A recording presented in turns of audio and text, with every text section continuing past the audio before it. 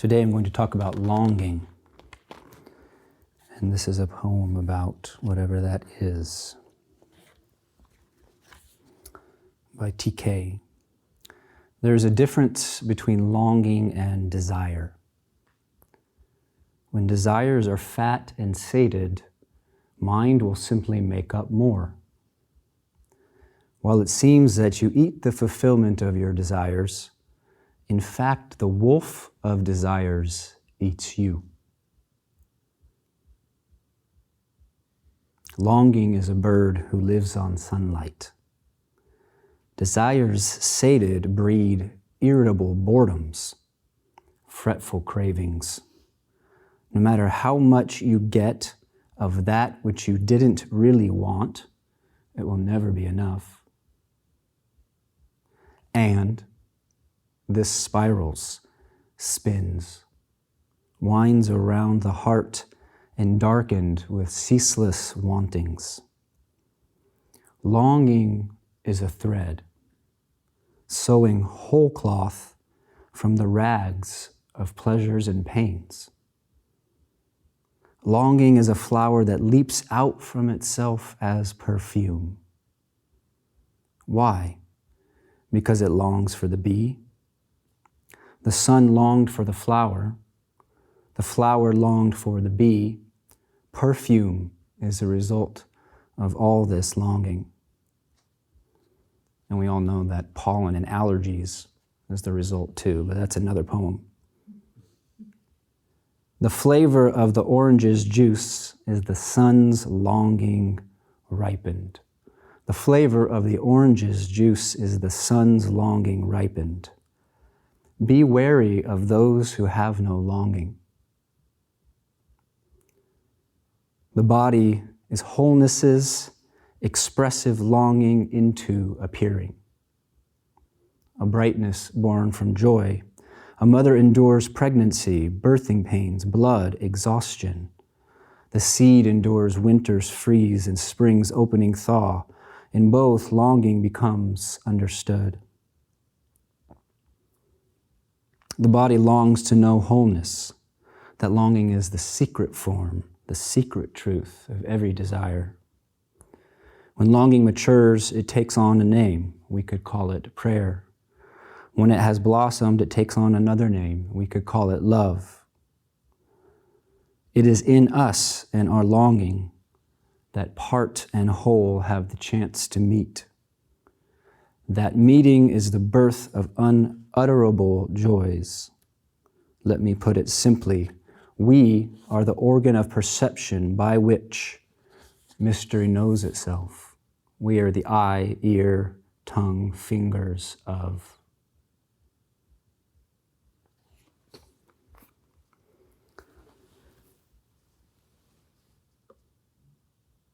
One of the India's greatest yoginis, Niguma, she wrote this prayer.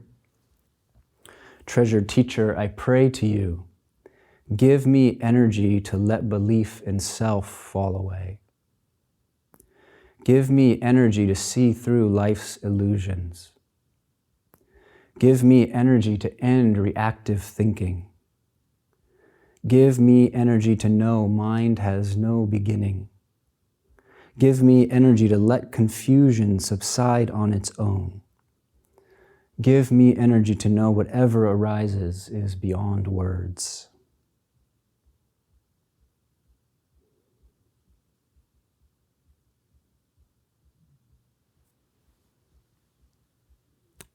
So method will only take us so far in our practice.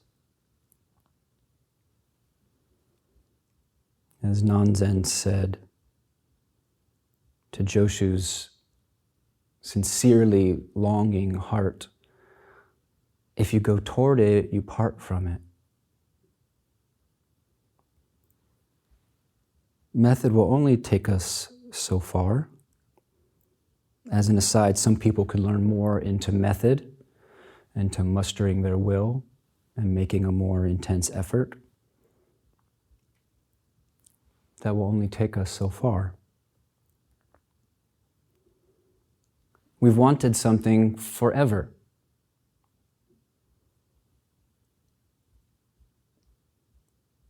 Since our first gasp and cry, we've wanted something. Maybe before that.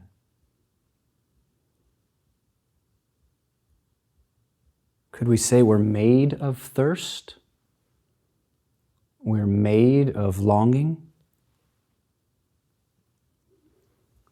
We appear. Actually, when did you appear? We appear, we long, and we disappear. From one angle, we all have the STD of birth, which always ends in death. From another, we're desire's miracle. We're like sunlight dancing on water.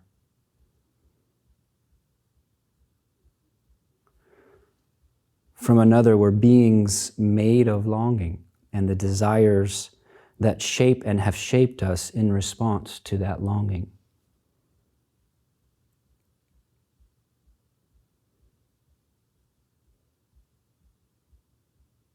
Our bodies, our minds, our hearts, our environments are shaped and shape our longing. A face over decades becomes its most continual expression.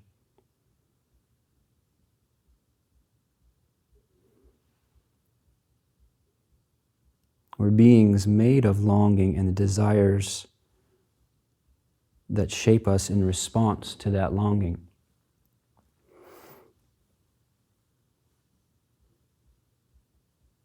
The Dharma, as I understand it, is not sure what it is we want.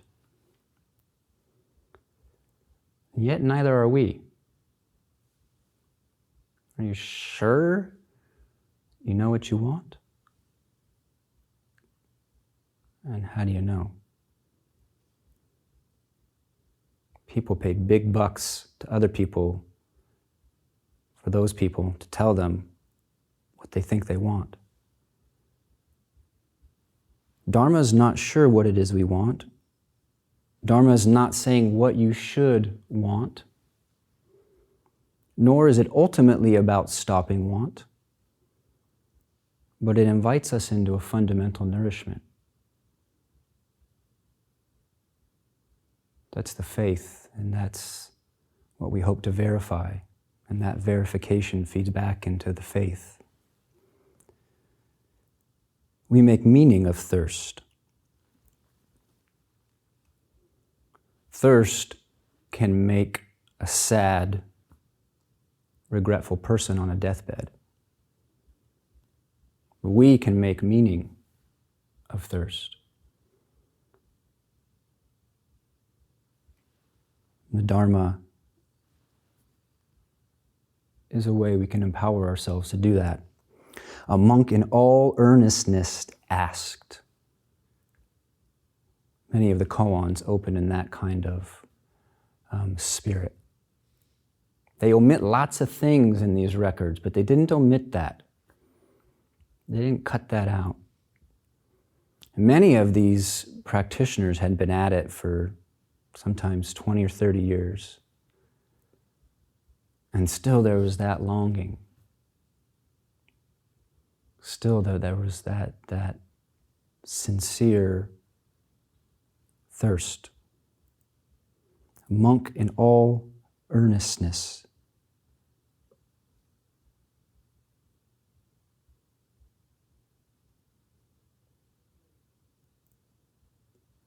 Spiritual longing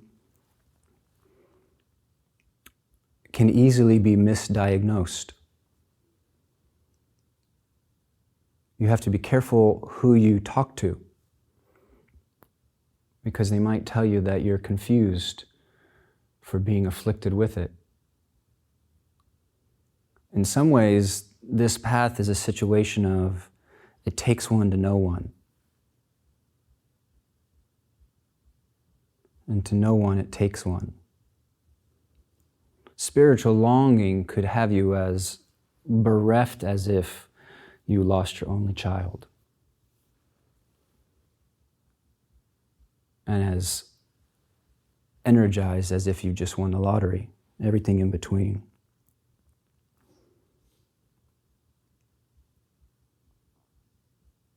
I don't know whether everybody has spiritual longing or whether only some people have it. But what I'm curious about is what might be the junk food in my belly that's taking up its space.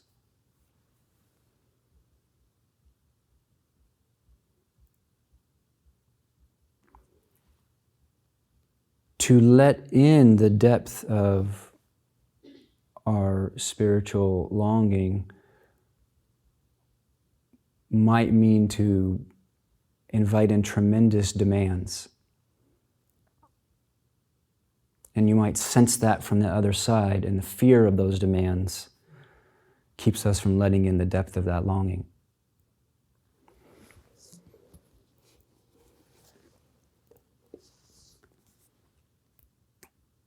I'm going to share a poem from Rukka. This is from the 8th elegy. With all its eyes, the natural world looks out into the open, with a capital O, big round O. With all its eyes, the natural world looks out into the open. Only our eyes are turned backward and surround plant, animal, child like traps as they emerge into their freedom. We know what is really out there only from the animal's gaze, for we take the very young child and force it around so that it sees things, not the open, which is so deep in animals' faces, free from death.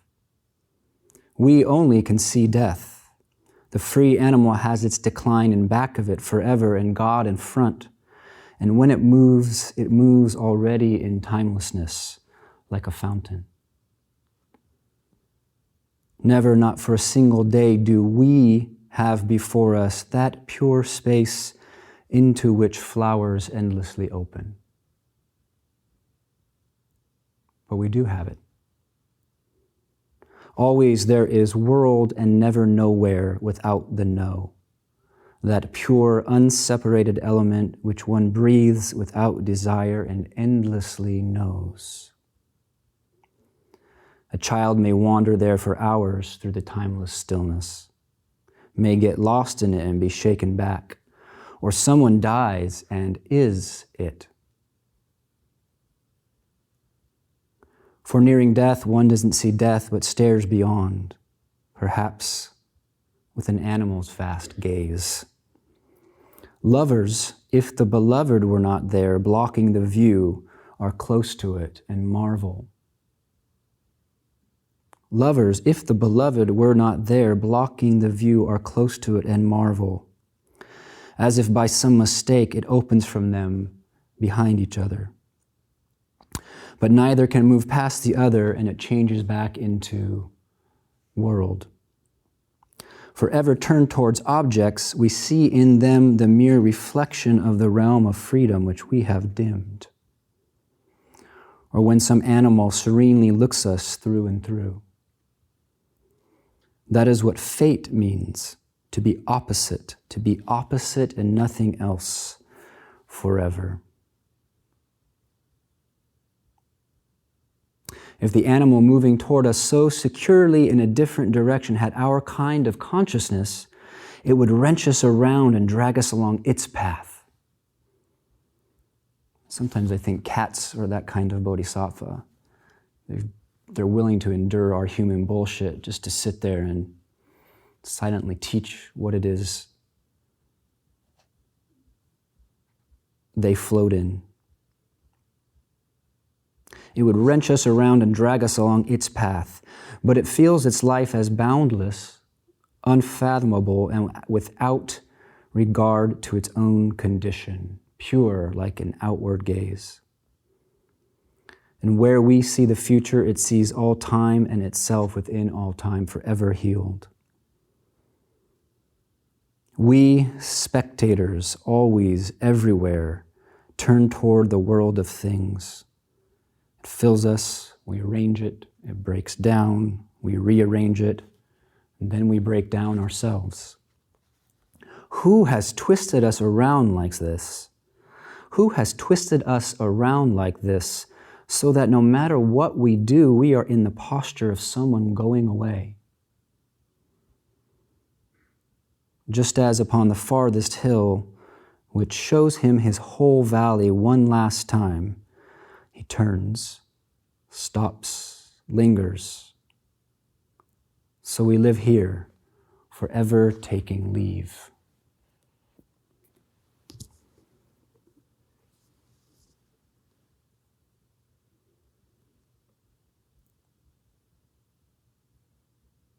So I'm interested in the ways that longing shows up.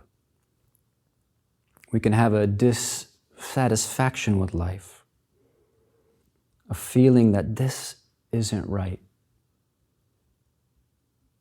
And to not reject that feeling that this isn't right, but to actually take it as totally trustworthy. Something isn't right. And let that act on us fully. At the gate into longing. The critic. Many people, as they become more intimate with their practice, the critic comes up stronger. Listen for the longing in the critic. The critic doesn't criticize me about my scrambled eggs, because I don't give a crap about my scrambled eggs and how good they are. But where I do have deep value, it leaps in right there. Recognize the longing in the critic. Sometimes it's something in our bodies, a restlessness, a heartache. We don't need to name what the longing is for. And we don't need to name what will satiate it, but to marinate in the longing.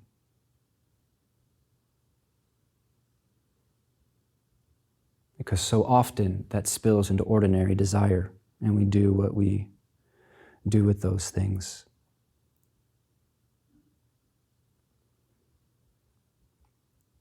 So just connect with yourself in this nen. And sense if there's any desire present.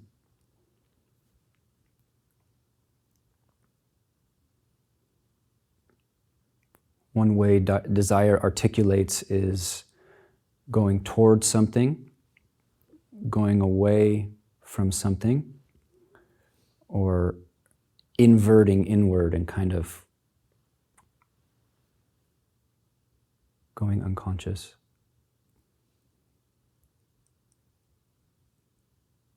Even to scratch an itch is evidence of desire.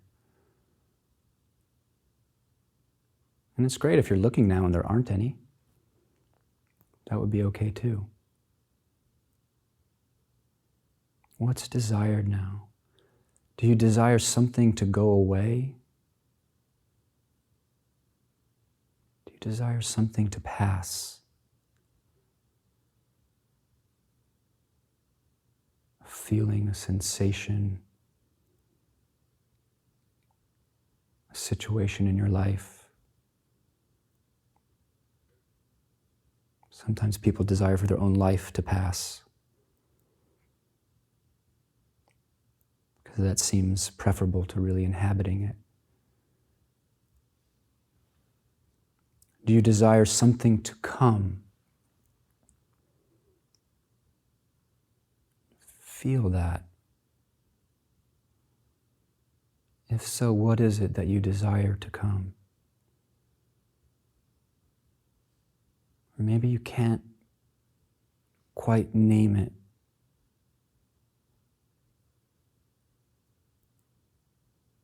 Or there are words for what it might be, but you don't quite know what that word actually means. Feel a desire for something to come.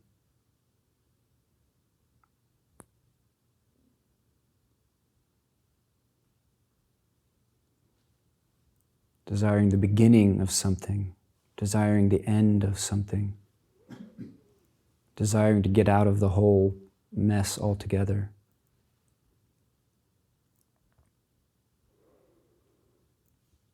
And if you can, find some words for what it is you want, and it's just it's just a word. It's just a placeholder. Try now turning it over in your mind like a mantra. I want, fill in the blank. And as you turn it over in your mind like a mantra, feel what that's like in your body.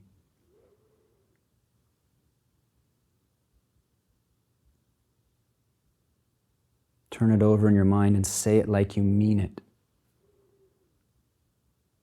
Don't say, I kinda want, I kinda sorta want to be awakened. I kinda sorta think it might be okay to know my true nature. I want to know my true nature. It's even better to say it out loud.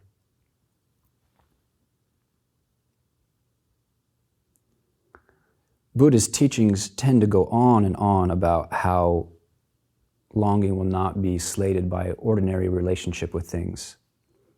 It's almost redundant, but I need to hear the redundant, so I thought I might talk about that. Conditioned world, if you go left, right, forward, back, one job to another, one partner to another, one career to another, always it's just a different configuration of the 8 worldly winds. That's what samsara means. It means wherever you go, there's just a new, which is actually the same, configuration of the 8 worldly winds. Wherever you go, there's some things you will get and some things you will lose. These create each other. Because wherever you go, there are some things you get and some things you will lose, or however you live. It's not about a place here. However you live, there's some things you will lose and some things you will gain. Then there's some things that will bring you pleasure and there's some things that will bring you pain. And these create each other. It's non-negotiable.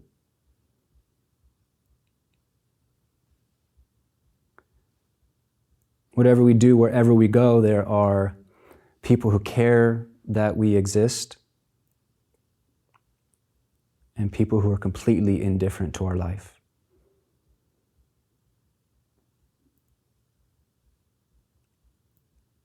Being known and being unknown create each other.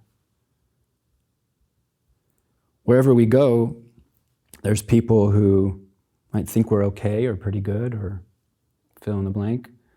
And there's people who think that we're pretty crummy, that we don't make the grade. There are people with shrines to Hitler and people with shrines to the Dalai Lama.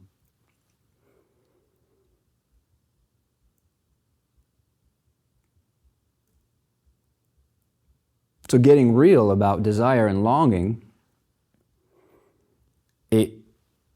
let's say, it may be authentic when we engage these truly knowing that we only can ever move from one template of the 8 worldly winds to another. Wherever you go, you'll lose something and get something, experience some pleasure and some pain. People will like you and they won't. Someone will care you're there and some won't.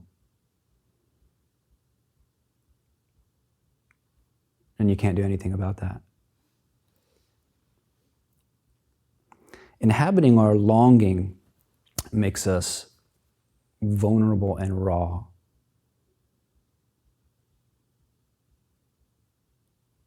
It's another reason it's not so common. When you inhabit your spiritual longing, you know that you can't go to Target and get a fix, despite the fine fashions and excellent pretzels. You know that, and that's going parallel with wanting it to hit the spot. That's a raw condition. Inhabiting spiritual longing means your heart has a break in it. And for a good while, you might be a pretty odd duck. Monasteries and sanghas are like big ponds that welcome all the odd ducks. And you come to one of these kind of places, wherever it is, and you kindly feel like, okay, I'm not the only odd duck.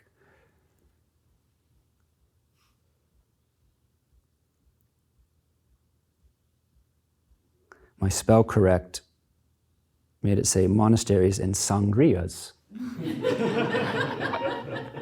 Monasteries and sangrias are like ponds that welcome all the odd ducks. That's true too.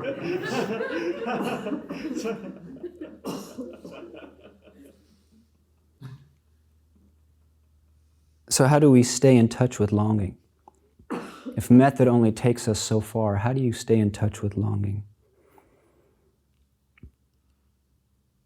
The traditional response is you close the escape hatches and you do your best to throw out the key. And that's like committing to do sesshin. For this timeless time, you close the escape hatches and you throw out the key. And you see what happens when you really inhabit your longing. Not so easy to close the escape hatches in the mind.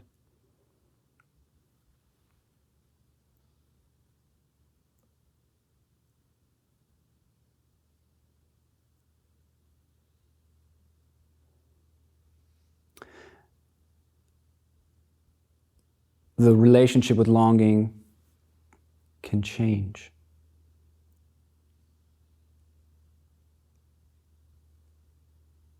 We can go from avoiding it, not wanting to own it, to turning fully towards it and feeding it.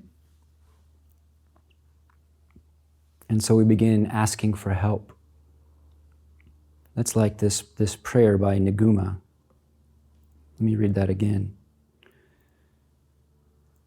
Treasured teacher, I pray to you. Now don't get caught up on teacher and pray. Right? Treasured teacher, I pray to you. Give me energy to let belief in self fall away. Give me energy to see through life's illusions. Give me energy to end reactive thinking. Give me energy to know mind has no beginning. Give me energy to let confusion subside on its own. Give me energy to know whatever arises is beyond words. That is, on my own, I can't get free of my rational mind. This whole fighting mind with mind thing is just not, it's not working. Connecting to a larger heart.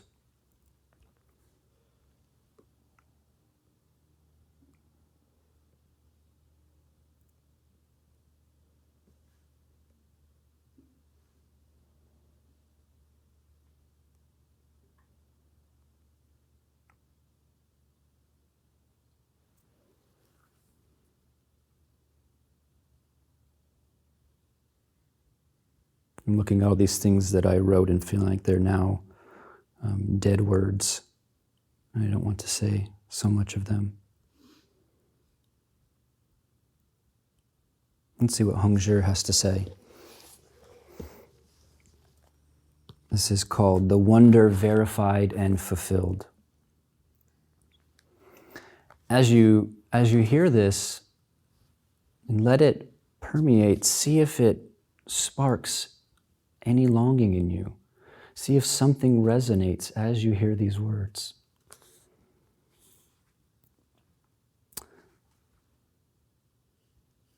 The Dharma realm in all directions arises from the one mind. When the one mind is stilled, all appearances are entirely exhausted.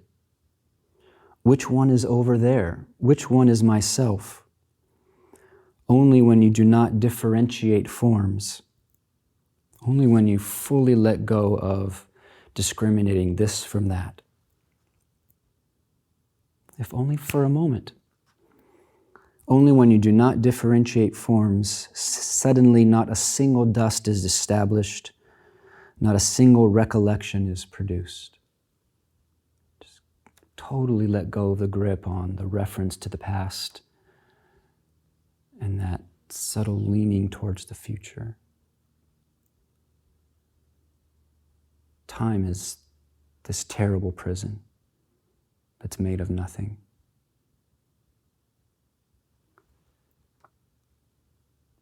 Discern that even before the pregnant womb and after your skin bag, that is this thing we think we are normally, discern that even before the pregnant womb and after your skin bag, each moment is astonishing radiance, full and round, without direction or corners.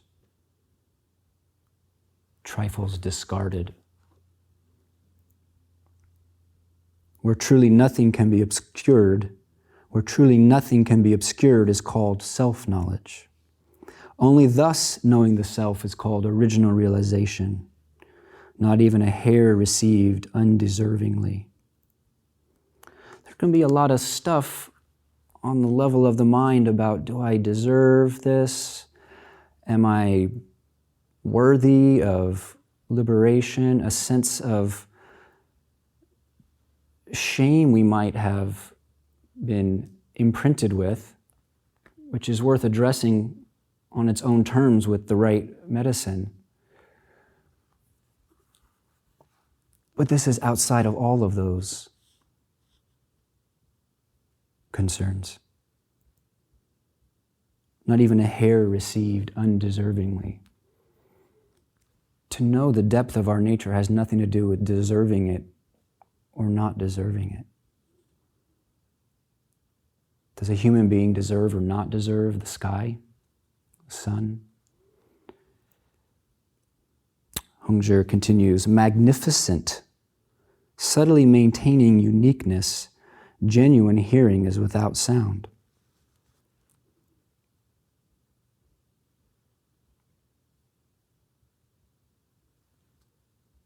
Genuine sound is without hearing, just like this. Just like this.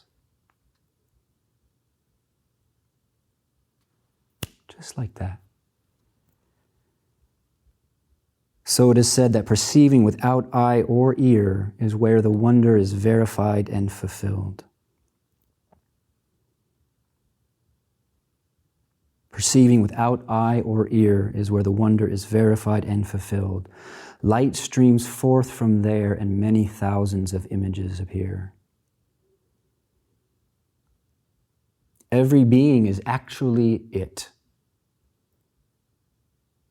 It is essential only not to borrow from other people's homes. To cultivate our house, you must clearly and intimately experience it for yourself. And we can, and that is why we are here. So inhabit your longing and have deep confidence in that longing. It's not a mistake.